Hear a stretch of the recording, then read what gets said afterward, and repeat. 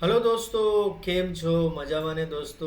જો પહેલી વાર આ ચેનલ પર આવ્યા હોય ધનેશ્રી એકેડમી ગુજરાતીના ચેનલ પર તો પ્લીઝ લાઇક કરી દો, સબસ્ક્રાઇબ કરી દો. જો શેર બજાર શીખવા માંગતા હોય તો ધન ફ્લો એપ ડાઉનલોડ કરો ગૂગલ પ્લે સ્ટોરમાંથી અને ત્યાં તમે ઓનલાઈન ઓફલાઈન કોર્સ શીખી શકશો. લાઈવ કોર્સ ત્યાં શીખી શકશો. ફ્રીમાં પણ કોર્સ છે એ પણ તમે શીખી શકશો. તો આવો શીખો, સમજો, પ્રેક્ટિસ કરીને આગળ વધો. આજે આપણે વાત કરવાના છીએ ગોપાલ સ્નેક્સનો આઈપીઓ આવી રહ્યો છે એના વિશે મિત્રો આજે વાત કરવાના છે. સો ગોપાલ સ્નેક્સમાં શું કરવું જોઈએ, આઈપીઓમાં એપ્લાય કરવું જોઈએ કે નહીં, કે બધી વાત આપણે જાણશું. લાસ્ટ અને આખરી સુધી બન્યા રહેજો એટલે તમને બધી વસ્તુ ખબર પડી જાય. આગળ વધતા પહેલાં ડિસ્ક્લેમર આપી દઉં કે અહીંયા આપણે કોઈ પણ બાય સેલ કરવાની સલાહ આપતા નથી, ફક્ત એજ્યુકેશન પર્પઝ માટે વિડીયો બનાવી રહ્યા છે. કોઈ પણ ઇન્વેસ્ટમેન્ટ ટ્રેડિંગ કરતાં પહેલાં પોતાના વિત્તીય સલાહકારને સલાહ મશવરા જરૂર કરજો અને પછી આગળ વધજો.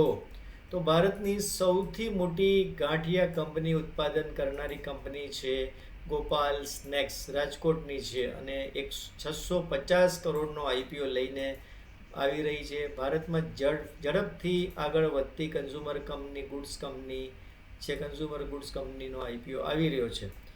ગોપાલ સ્નેક્સ શું બનાવી રહી છે મિત્રો? ગોપાલ સ્નેક્સ નમકીન બનાવે છે, ચિપ્સ બનાવે છે અને સ્નેક્સ જેવી વસ્તુઓનું વેચાણ કરતી ગોપાલ સ્નેક્સનો આઈપીઓ ₹1ની ફેસ વેલ્યુ પર ઇક્વિટી દીઠ 381થી 401ની વચ્ચે કરવામાં આવી છે.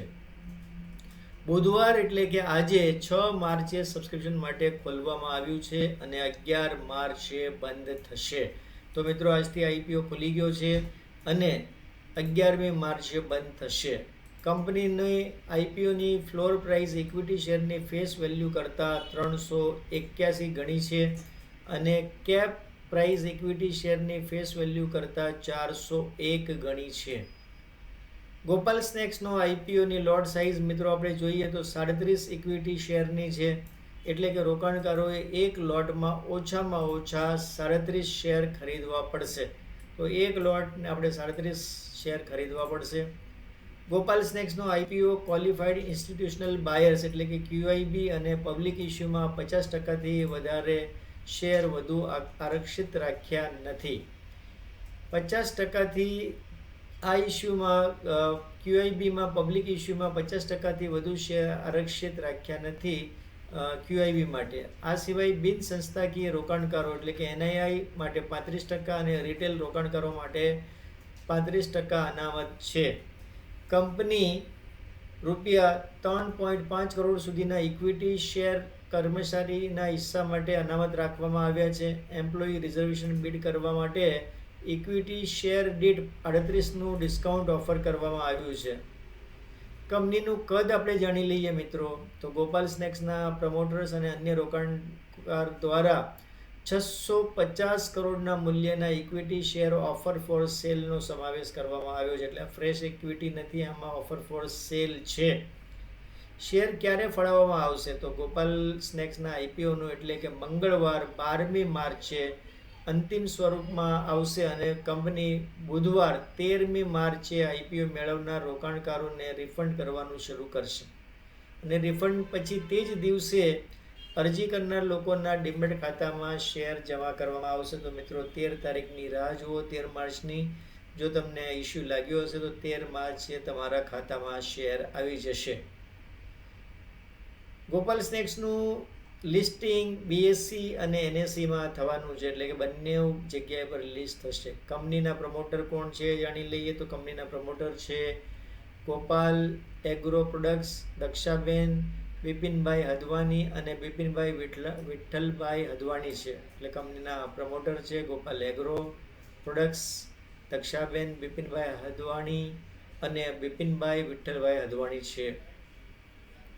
ગોપાલ સ્નેક્સ શું કરે છે? તો ગોપાલ બ્રાન્ડના હેઠળ વિવિધ ઉત્પાદનો વેચે છે. એમાં પાપડ, મસાલા, ફ્રાઈમ્સ, વેફર્સ, નૂડલ્સ, રસ્ક અને સોનપાપડી તેમજ નમકીન જેવા નાસ્તા અને એક્સટ્રુડેડ સ્નેક્સનો સમાવેશ થાય છે મિત્રો.